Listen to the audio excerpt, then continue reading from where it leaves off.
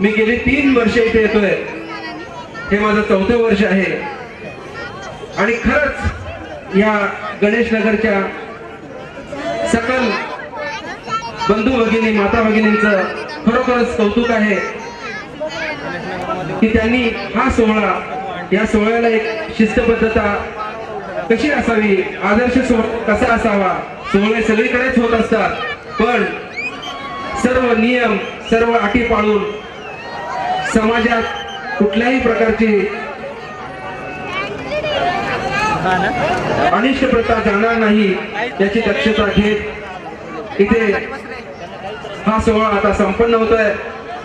आमचे गोविंदा थरावर थर रचतायत आणि याचे साक्षीदार आपण सगळे आहोत।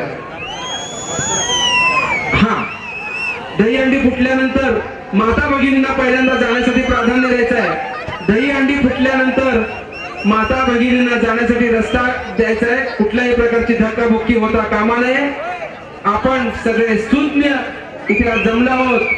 शिवराज ग्रुपची दहीहंडी बघा थोड्याच वेळात फुटणार आहे आणि या गोविंदाचं आपण इथं हार्दिक हार्दिक अभिनंदन करतोय। गोविंदा गोविंदा गोविंदा